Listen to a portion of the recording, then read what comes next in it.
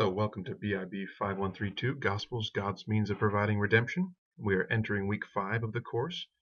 And in addition to the course readings and assignments this week, I'd like to supplement by looking a little more closely at Christology in the Gospels, particularly this week on titles that are applied to Jesus, the titles of Jesus. The first one we come across, first, maybe order of importance to some degree, rabbi or teacher. And Jesus was addressed especially by outsiders with a common title for teachers that was used at the time, rabbi or rabboni. Sometimes the gospel writers translate this Aramaic expression into the Greek didaskale, and sometimes they leave it as rabbi, rabboni. Those who followed Jesus were amazed at this rabbi. However, because he taught with an authority that differed from other Jewish rabbis. So it was the authority of Jesus as a rabbi that attracted his followers. Quoting from the New Holman Bible Dictionary, Rabboni, literally, my great one or my master, equals my teacher, is an Aramaic honorary title meaning teacher that was used by blind Bartimaeus and Mary Magdalene to address Jesus in Mark 10:51 and John 20:16. The term Rabboni possibly connotes heightened emphasis or greater honor than the almost synonymous expression rabbi. So it's possible Rabboni expresses a greater sense of honor. In Mark 1:22, they were amazed at his teaching, for he was teaching them as one having authority and not as the scribes. So Jesus was a rabbi, or he was a teacher. Jesus was also viewed as a prophet. So according to the disciples, some of Jesus' contemporaries viewed him as a prophet, in continuity with the Old Testament prophetic figures. So in Mark 8:27-28, we read, Jesus went out along with his disciples to the villages of Caesarea Philippi, and on the way he questioned his disciples, saying to them, Who do people say that I am? And they told him, saying, John the Baptist, and others say Elijah, but others one of the prophets. Some, indeed, as we looked at earlier, viewed him as the eschatological prophet and forerunner of the Messiah, i.e. as Elijah. From that quote of Mark 8:28. Jesus and the gospel writers viewed John as this Elijah or the eschatological prophet, in that sense of the forerunner of the Messiah. In a proverbial statement, Jesus refers to himself as a prophet who does not have honor in his own hometown, Mark 6:4. Yet Jesus clearly recognized himself as qualitatively different from previous prophets that God had sent to Israel. Jesus was the son, while the other messengers had been servants. So the other prophets are servants in the parable of the vineyard, Mark 12:1-12. So he is qualitatively different. Jesus' use of the unique introductory formula, amen, amen, or amen, amen, I say to you, or translated truly, truly, or verily, verily, depending on your translation there, show that he viewed his authority and role as differing from previous prophets. Building on the title of Jesus as a prophet is that of Messiah or the Christ. The term Messiah, Mashiach, is used 39 times in the Old Testament and is the Hebrew word for anointed one. The Greek equivalent is Christ. So Messiah would be the Hebrew and Greek would be the Christ. Christos, one who is specially chosen and set apart as God's agent. So Old Testament texts which refer to the anointed one often speak of the contemporary king of Israel. So the king was the anointed one. Well, also in reference to priests, where priests could be anointed ones, or prophets. And even one reference to the pagan king Cyrus in Isaiah 45:1 as the Messiah, God's Messiah. Other Old Testament texts and intertestamental Jewish literature look forward to an expected eschatological Messiah, and we looked at this much more closely in an earlier lecture. In the time of Jesus, there was a general concept of a Messiah as a military political deliverer who would bring independence and greatness to the nation again. So why did Jesus avoid the title Messiah?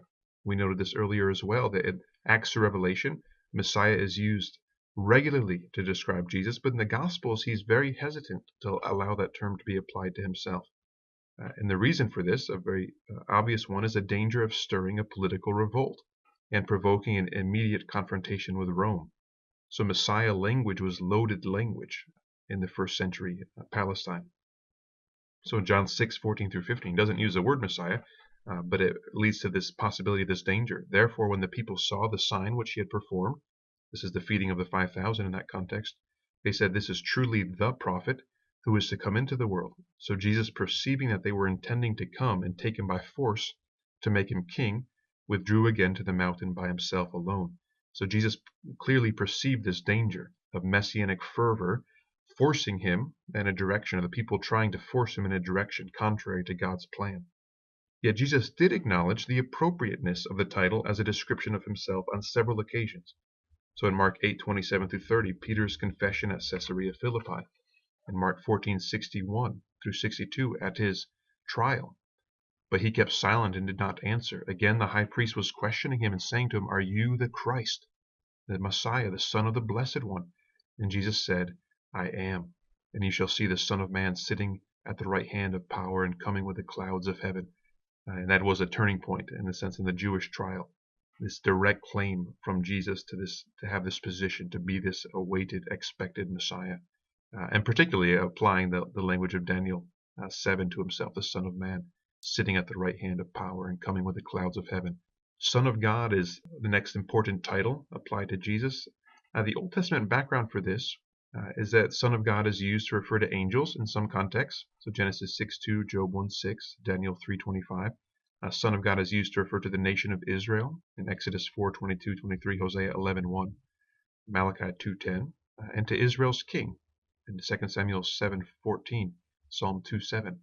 So the king could be described as a son of God. The term connotes belonging to God in a special way, election to perform the service of God, and the experience of God's love, mercy, protection, and gifts. For the king of Israel, divine sonship included exercising authority over the people of Israel and the nations. So the gospel clearly connects the title Son of God with Jesus' role as Messiah. So in Jesus' trial before the Sanhedrin, he's asked, "Are you the Christ, the Son of the Blessed One?" So the Messiah is linked with sonship.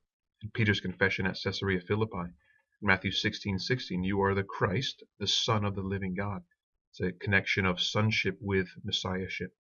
The demons that Jesus cast out confess Jesus as the Son of God. And they further inform the Gospel's use of this title. It's clear the authors of the Gospels want us to believe what the demons say when they confess Jesus' identity. The demons recognized who Jesus was. Thus the demons cry out, "Have you come to destroy us?" In Mark 1:24, "Swear to God that you won't torture me." Mark 5:7, "Have you come here to torture us before the appointed time?" Mark 8:29. So does the Son of God teach that Jesus is divine? So that's an interesting question. Jesus' sonship is unique. So in some sense, all believers are sons of God. We see this at John 1:12. We receive the right to be called sons of God. But Jesus had an extraordinary relationship with the Father, with God. Jesus is Son in a unique way in which others are not. And this is evident from personal intimacy with the Father in Mark 14:36. His absolute obedience to the will of the Father in Mark 1:9-11. His unique relationship with God, evident in John 20:17. So both in the baptism and in the transfiguration, the voice from heaven designates Jesus as my beloved Son. We discussed that earlier in these Christological high points within the Gospels: the resurrection, the transfiguration, the baptism, and the infancy narratives. So these two, the voice from heaven, the transfiguration, and the baptism, my beloved Son. Jesus' sonship implies equality with God. John 5:17-18 notes, "But he answered them, My Father is working until now, and I myself am working. For this cause, therefore, the Jews were seeking all the more to kill him, because he not only was breaking the Sabbath, but also was calling God his own Father, making himself equal with God." The same response in John 8:54-59. Jesus answered, "If I glorify myself, my glory is nothing. It is my Father who glorifies me, of whom you say he is our God. And you have not come to know him, but I know him. And if I say that I do not know him, I will be a liar like you. But I do know him and keep his word. Your father Abraham rejoiced to see my day, and he saw it and was glad." So the Jews said to him, "You are not yet 50 years old, and have you seen Abraham?" And Jesus said to them, "Truly, truly, I say to you, before Abraham was born, I am." Therefore they picked up stones to throw at him, but Jesus hid himself and went out of the temple. John 10:30-33, "I and the Father are one." The Jews took up stones again to stone him, and Jesus answered them, "I showed you many good works from the Father. For which of them are you stoning me?" And the Jews answered him, "For a good work we do not stone you, but for blasphemy, and because you, being a man, make yourself out to be God."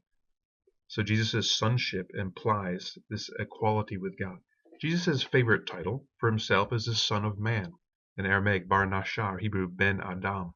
the Son of Man. It's found 69 times in the Synoptics and 13 times in John. The title is only found on the lips of Jesus in the Gospels, except John 12:34 and Luke 24:7. In those cases, it's a question, who's the Son of Man in John? And in Luke, it's an angel quoting Jesus. And in these instances, they're only repeating the title because Jesus had already used it. The title is only found 4 other times in the entire New Testament.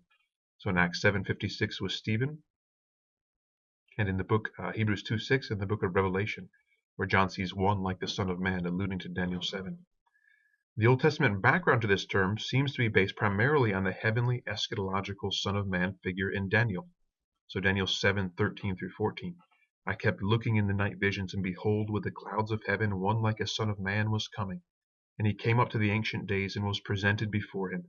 And to him was given dominion, glory, and a kingdom, that all the peoples, nations, and men of every language might serve him. His dominion is an everlasting dominion, which will not pass away, and his kingdom is one which will not be destroyed. At least 6 passages in the Synoptics clearly refer to this passage in Daniel. The term, while alluding to Jesus' messianic and eschatological role in relation to Daniel 7, was sufficiently vague enough to confuse and disarm opponents. It was vague enough that it wouldn't necessarily lead to opposition. Jesus also possibly used the term Son of Man to emphasize the humiliation and human frailty he experienced during his earthly ministry, the Son of David. This term occurs frequently in Matthew's Gospel, especially in relation to Jesus' healing ministry. While accepting the role as the rightful heir to David's throne, Jesus teaches the Messiah is more than simply a descendant of David. He is, in fact, David's Lord. This is clear in Mark 12:35 and 37. It's important as well to establish Jesus' connection with David for Matthew, because it implies Jesus as the fulfillment of the promises to David, the Davidic covenant. God's promise that David would never lack an heir for his throne. And finally, we'll note a title for Jesus as God. This is found in the Gospel of John. Jesus is clearly given the title God in the Gospel of John. How then can Jesus be both the Son of God and God? How could he be both at the same time? And this is what the early church sorted out in the church councils. We get to be thankful for them and the teaching of the Trinity.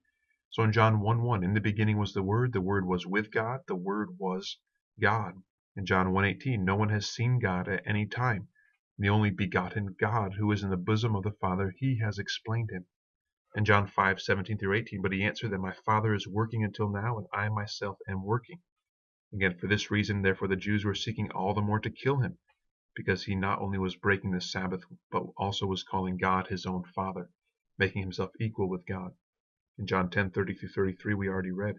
And finally, at near the end of John's Gospel, John 20:28, Thomas answered and said to him, my Lord and my God. So by way of review, we have rabbi or teacher. We have prophet. Jesus was a prophet, the spokesman for God of an entirely new order, qualitatively different from prior prophets.